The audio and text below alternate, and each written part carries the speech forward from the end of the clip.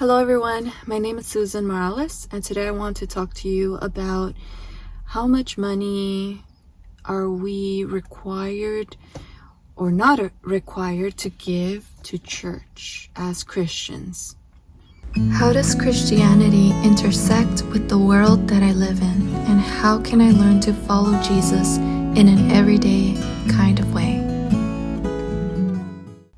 I'm just here to give you a brief answer, hopefully a little bit of what we have provided to us in the Bible from, Old Testament, New Testament.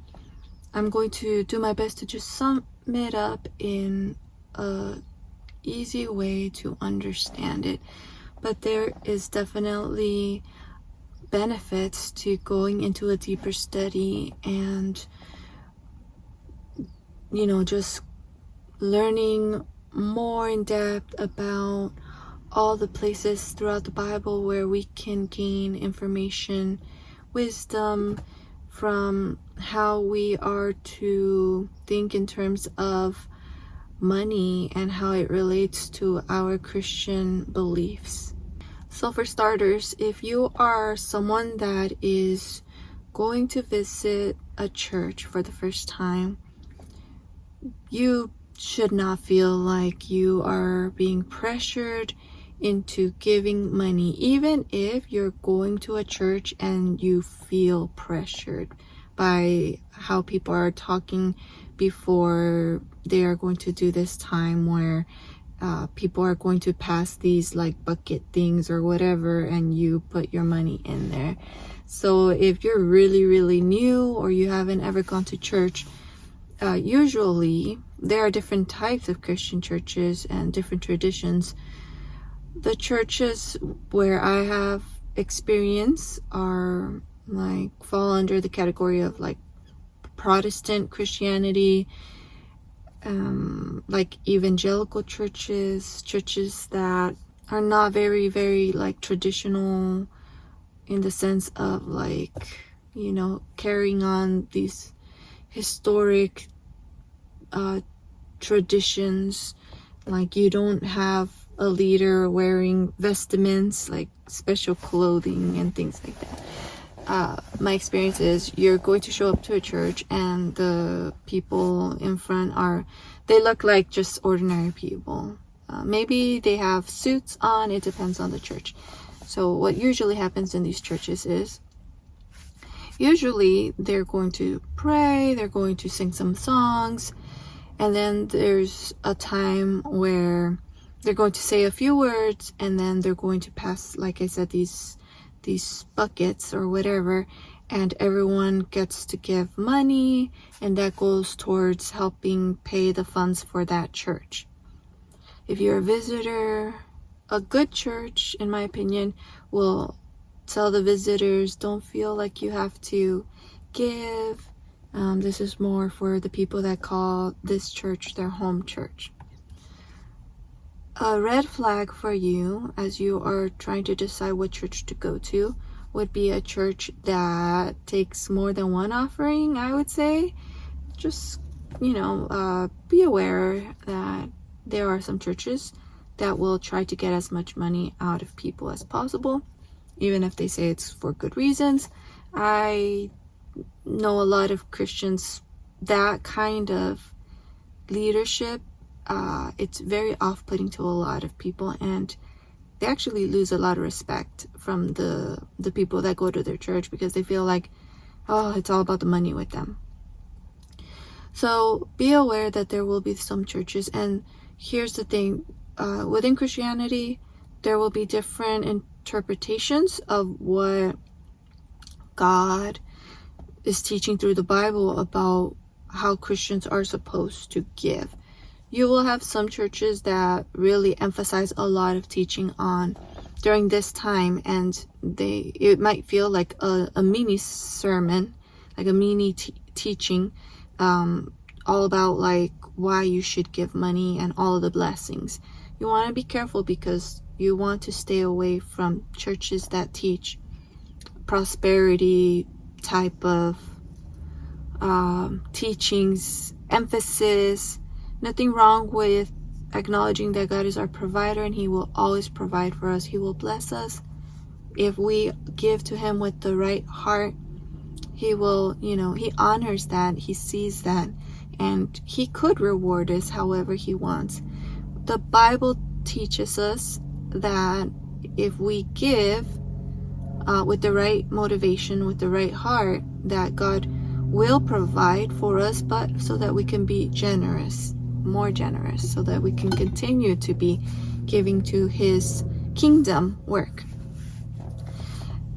And so going back, you want to stay away from teachings that say that it's like you can manipulate God, or like they won't say it that way, but it's like almost a view of God as if He's a genie, and so you put $100 in and then God will double it or triple it. And so those kinds of teachings are often tied to people that manipulate, and they have a focus of trying to get rich off of people's generosity. Be aware there are bad people in Christian churches, and you want to make wise decisions about where you are going to go, where you want to make, which church you want to make your home church. So after that, they usually do a teaching, and then they pray, they sing songs, maybe they have like a prayer time, and then you go home. Maybe each church does things in a little different order, but I want to talk about that situation. You find yourself in a church for the first time. Again, don't feel obligated. Take mental notes, see, okay, how are they being pushy, or are they just letting it be however you feel you want to give? Before I move on, there are some churches that believe that because in the Old Testament there were teachings about tithing, giving a 10% of your income, then they say that part of being, walking according to what the Bible teaches, that is a part of your Christian life, that you are supposed to be giving a 10th of your income to the church.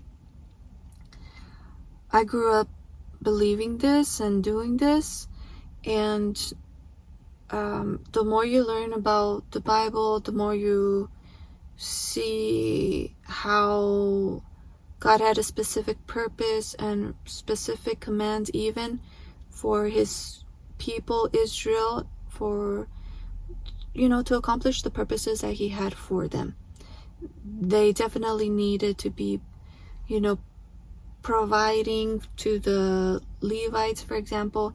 The Levites were one of the 12 tribes of Israel. From you had Abraham, you had Isaac, and then you had Jacob. And from Jacob came 12 sons, 12 tribes. God chose Abraham, the grandfather of Jacob, who later was named Israel. God chose Abraham in order to start a nation, in order to bring about His purposes through them. And He had them like in the wilderness, and then He had them start their nation, like with their land that God provided for them and helped them to conquer, because it was given to them. And He would command them to go into battle to conquer that land. Once they were a nation established with their land, they continued to have these commands, and it was very much involving their finances. However that looked like at that time, through animals, through crops, and so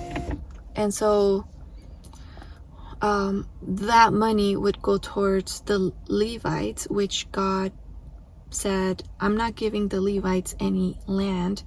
Your inheritance is me. You get to serve me. So how would they be provided if they can't, have land, they can't grow things, they can't, have animals? So whatever the Israelites were commanded to give, which included the tithe. I've heard some people say actually they would give more than the tithe because of the different commands God would give them. But the tithe included, that would sustain the Levites, and that's what they would live off of. It's very detailed, very complicated. So if you're interested in that, you can definitely go into learning more about those commands in the Old Testament. So what you have is Christians today saying, well, we should continue to give the tithe because we can see that in the Bible God commanded them, and they are God's people, and we are God's people, and so we should continue that. Well, there are a lot of things that we don't continue to do as Christians living in this time. We're considered Gentiles if we're not like Jewish. So there are the Jews and there are the Gentiles, which is us. And so there, when the early church in the New Testament was becoming established, and so God sent the disciples to evangelize, to teach their people, the Jews, about Jesus Christ, how he is the fulfillment of all of the teachings of everything that they have been waiting for. He's the Messiah. And that now, although they would continue in their traditions,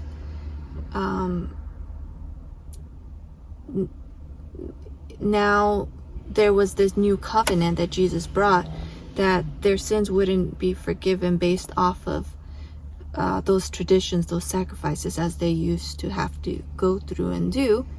Now they were saved, they were forgiven, they had access to God. The Holy Spirit would live inside of believers, thanks to Jesus' sacrifice and his resurrection. And so they were commanded to go to the Jews, but then God raised up Paul a little later, and he used to be called Saul, but now he was Paul, and Paul was called to go to the Gentiles.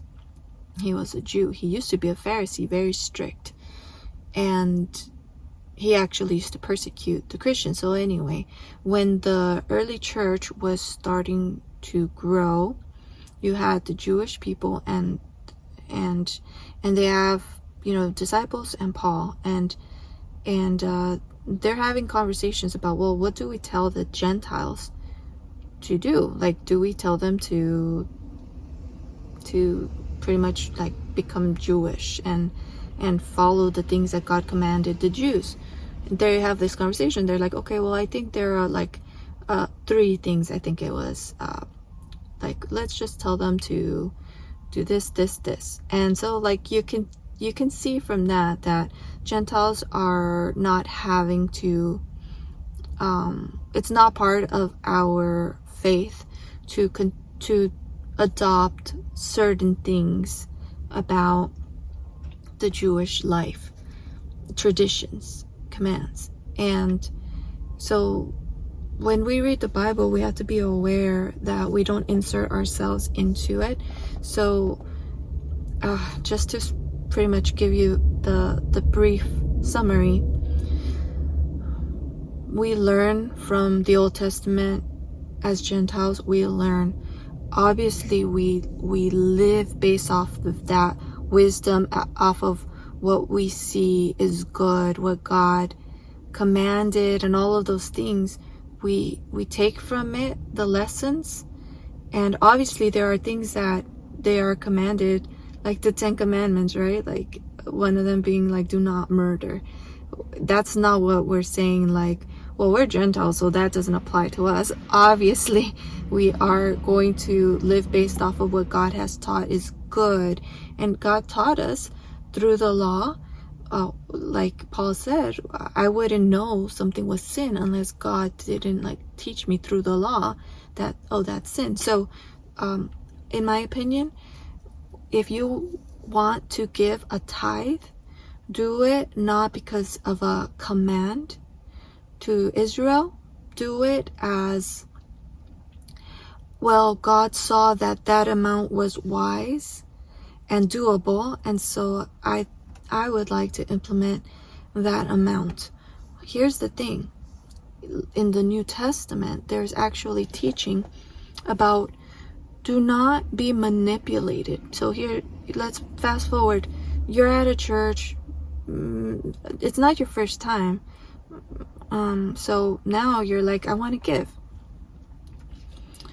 In the New Testament, the believers were taught, have a certain amount, whatever is in your heart, whatever you are able to. So be financially responsible.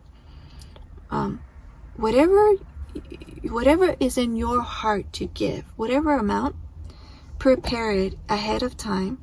That way, no one can like manipulate you into giving an amount that is not in your heart to give. So when you are at church, maybe you forgot to prepare ahead of time, but you know, you're tempted, like, I have all this money. Do not feel guilty. So just give what you believe is a good amount for you to give, and give it with the right heart. So make sure that your intentions are not so that everyone can see or keep track of how much you give. Don't give because you want certain influence in the church. You want the pastor to favor you or anything like that. You give whatever is in your heart, whatever you are able to, knowing that just like we give to like businesses because we want them to, we like their product, we want them to succeed, we want them to always be there. Well, we can see it as, God is blessing me in this church. I want the people that God is using to have money for their own lives. I want the projects that they are funding, missionaries, whatever, the people that come to them and they need money. I want them to fix the building.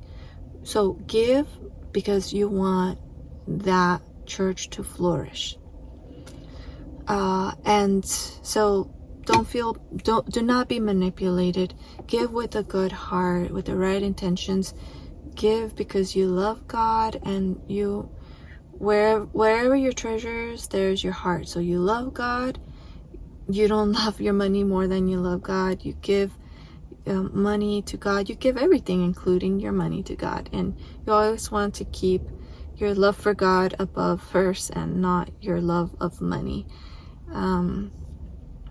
So I think that about covers it all. And I encourage you to go and do that reading in the New Testament.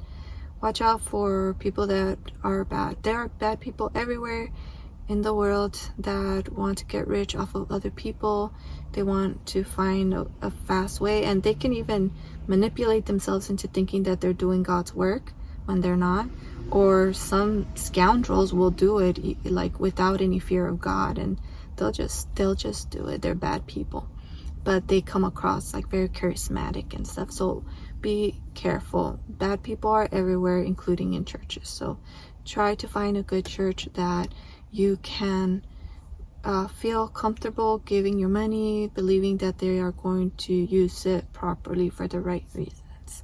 All right, guys. I hope that you will subscribe to this channel if you haven't already. We talk a lot about different topics related to Christianity, and I look forward to making more content for you guys to continue to learn more about Christianity if you are new, or if you are considering it, or if you've been a Christian for a long time and you've just never really thought about certain things. For example, this one. I would love it if you would subscribe to my channel, and so that more people can watch this video. Remember to please give it a like. Thank you so much. Bye-bye. Sign up for my monthly newsletter at susanmorales.org, and if you would like to support what I do, become a member of this channel or a patron, and as a thank you, I share extra videos there. You can find the links in the description section below.